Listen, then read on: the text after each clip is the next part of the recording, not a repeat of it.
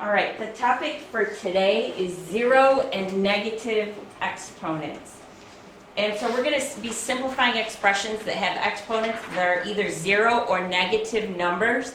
And I'm going to tell you all the laws that we already know for exponents work when the exponent is zero or a negative number.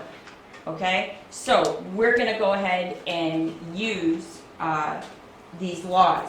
So the first law we have is anything raised to the zero power is 1. All right? This may seem kind of weird. Anything to the zero power is 1.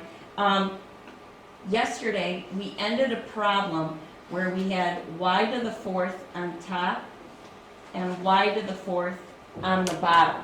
And we said that we had the same amount of y's on the top as we did on the bottom, and so we canceled these out. And really, when we're canceling to 1, okay?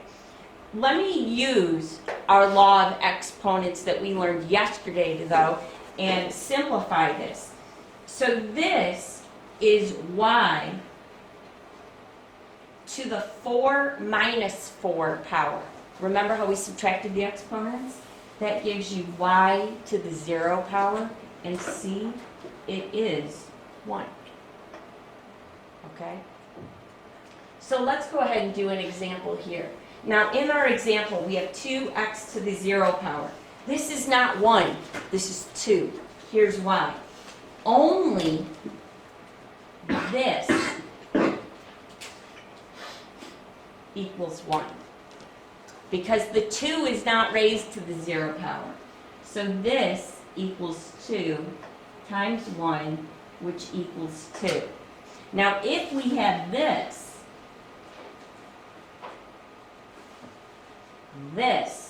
would equal 1. Notice the difference? Okay.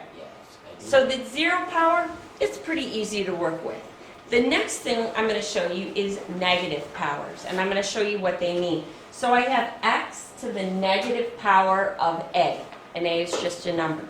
This is the same thing as 1 over x to the positive a power. So earlier, somebody asked me, what is 2 to the negative 2 power? All right, using this law, this is 1 over 2 squared. And so 2 squared is 4, so this would be 1/4. All right, what we're going to do is use this law to simplify expressions, because when we're writing expressions, we don't really want negative exponents. We prefer positive exponents. So the way that we are using this law is to write things with positive exponents instead of negative exponents. So what I would do here, this x to the negative 2 power means 1 over x squared. Now, the x squared goes to the bottom.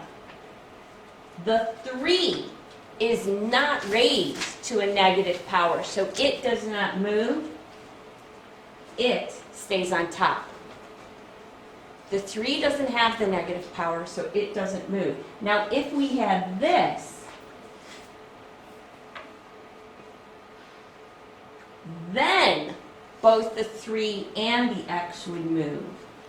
So this would be 1 over 3x in parentheses squared, and don't forget you have to square that 3.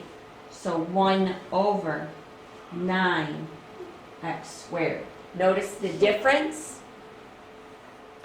All right, this also works in reverse.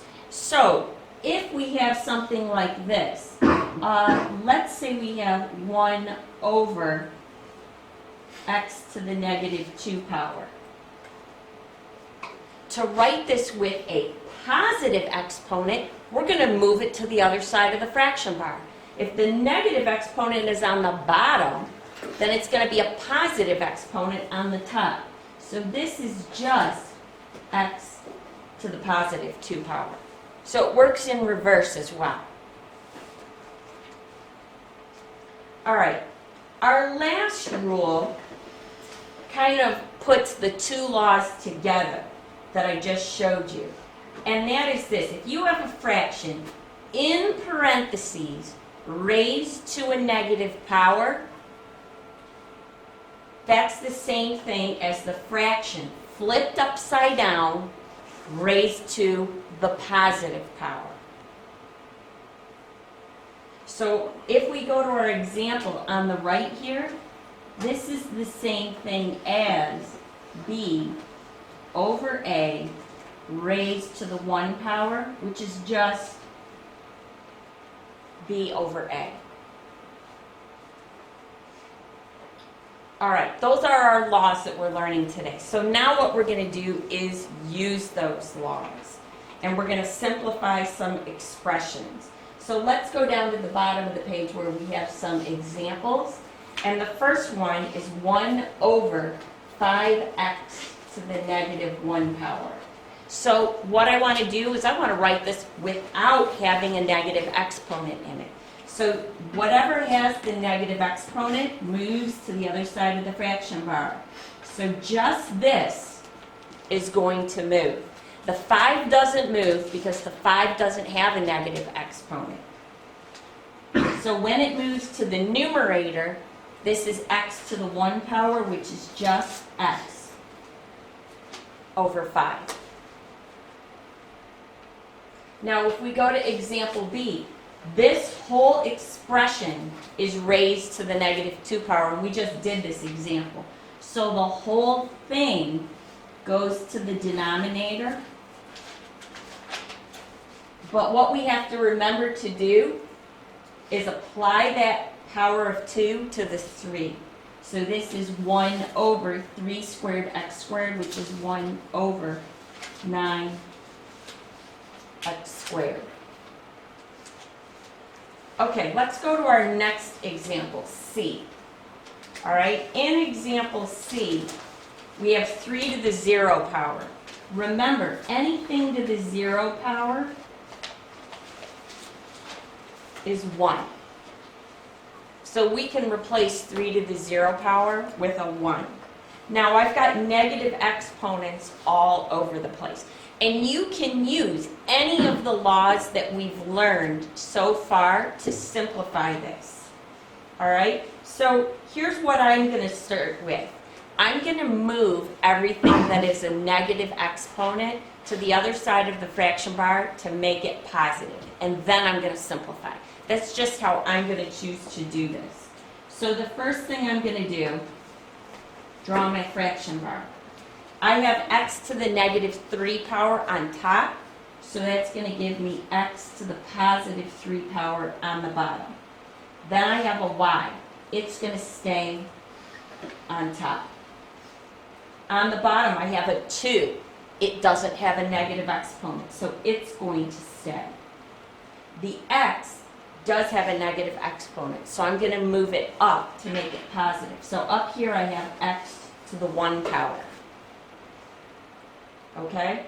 Now I have y to the negative 2 power. I'm going to move that up so it has a positive exponent. That will make this y to the positive 2 power. Now the next thing I want to do is to simplify my numerator and my denominator and make this manageable. So in my numerator, I have a y times a y squared.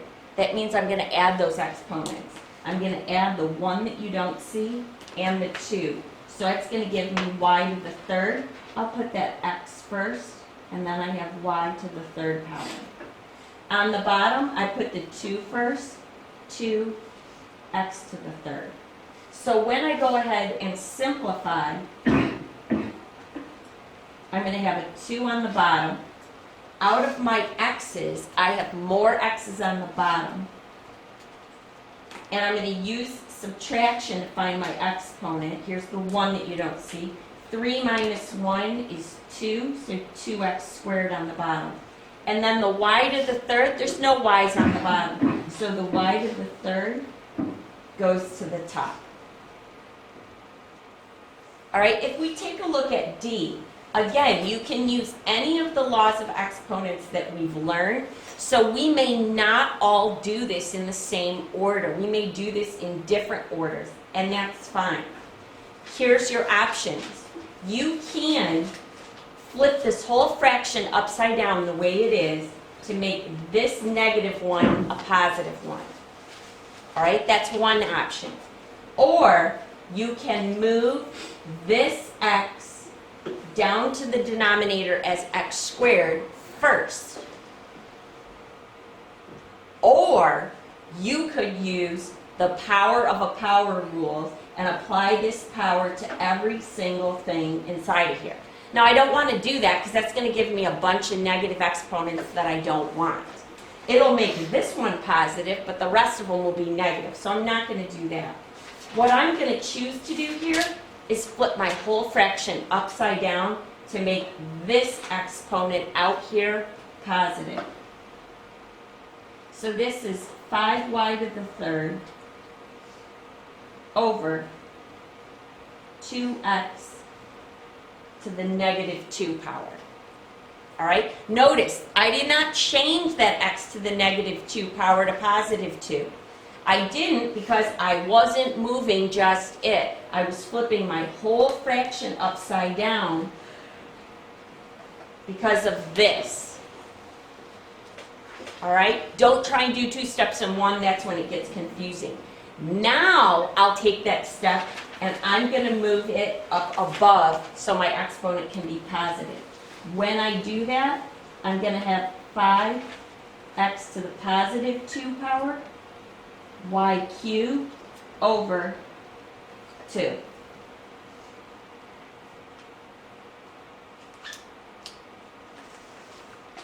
Let's go to the next page. These are a little bit more complicated because there's so much more going on. And what you have to keep in mind is that we could all do these differently. It's just a matter of which rules you choose to use first. All right? That's all it is a matter of. So I can do any number of things. Now, here's what I can do. Do you see how this is negative and this is negative? I can move this whole group up here and this whole group down here. Okay? That's one thing I can do. And that's what I'm going to start with. So on top, I'm going to have xy squared in parentheses raised to the positive 2 power because I moved it up. In my denominator, I'm going to have x to the negative 2 power y. And that's raised to the 1 power. All right? So now I've gotten rid of a couple negative exponents. I can simplify. So I'm going to apply my power rule to my numerator here. So I'm going to apply this 2 to here and to here. So this is going to give me x squared, y to the 2 times 2 power, or y to the 4th power. And on the bottom, I have x to the negative 2 power y.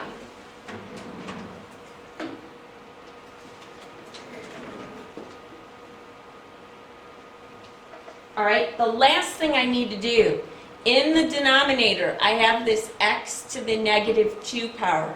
I'd like to make that a positive 2 power by moving it into the numerator. So if I move that into the numerator, I'll still have the x squared y to the 4th. Then I'll have that x squared over y. So now what I'm going to do is simplify.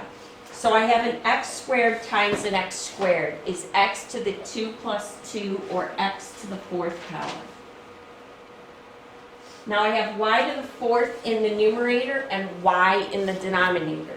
There's more in the numerator, so that's where my y is going to go. And the power is 4 minus the 1 you don't see, so y to the 3rd power. So here's what I want to suggest.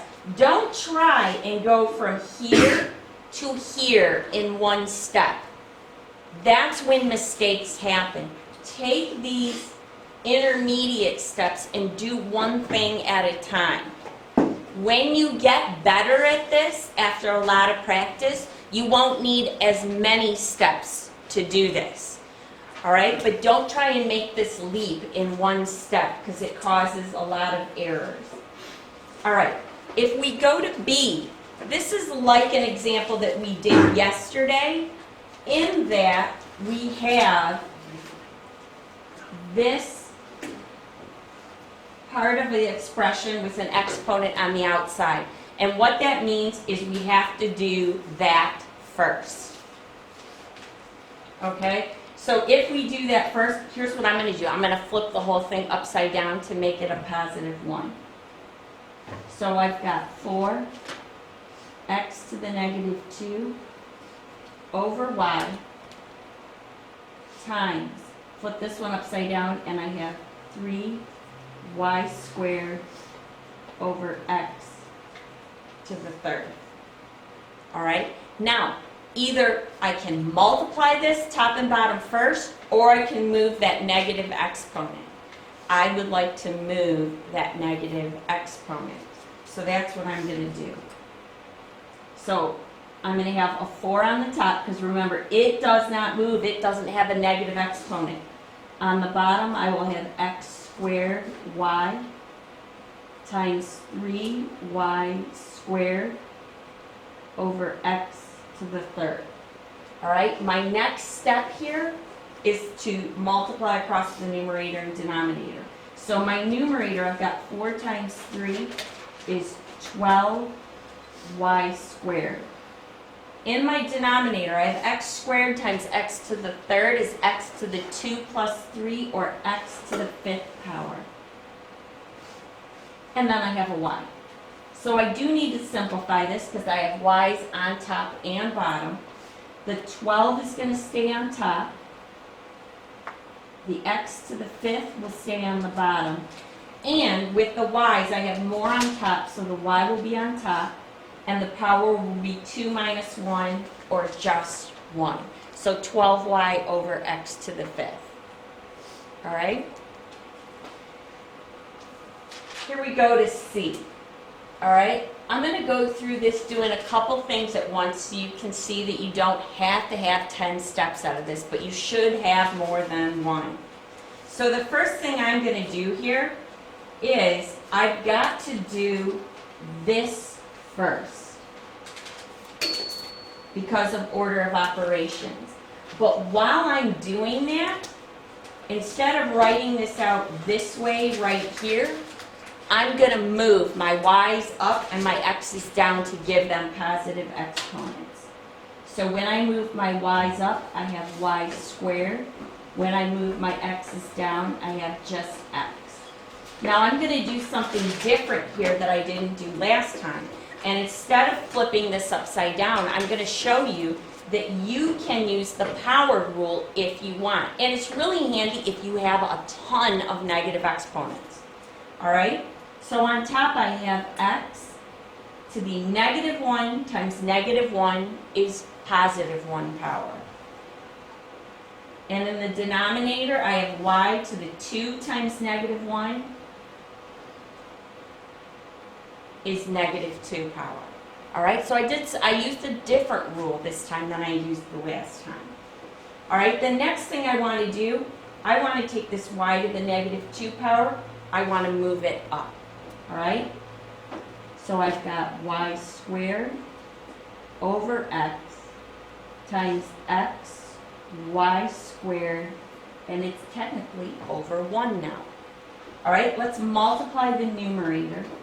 And I have x times y squared is y to the 2 plus 2, or y to the 4th power, over x. Notice I have 1x on top and 1x on the bottom. These will cancel each other out. And so I end with y to the 4th power. Now, we're going to kind of do this whole thing in reverse now. There are times when it is going to be more beneficial to have an expression written with negative exponents than with positive ones. And the time when that is so that you don't have a fraction, okay? So sometimes you're going to have a fraction like you do here in A, and you don't want a fraction. So we'd rather write this with a negative exponent. So here's what I'm going to do.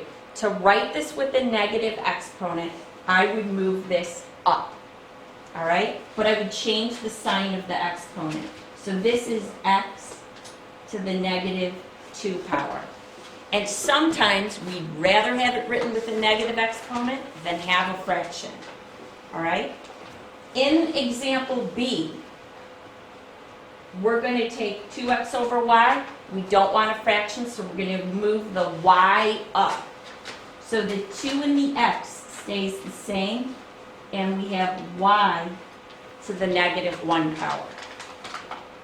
Just the y is moving. So the sign of the exponent of the y is going to change. All right, let's go to C. In example C, we're going to move up the y and the z's. So we have 5x squared. The y is the power of 1, so when we bring it up, it has the power of negative 1. The z has the power of 3, so when we bring it up, it has the power negative 3.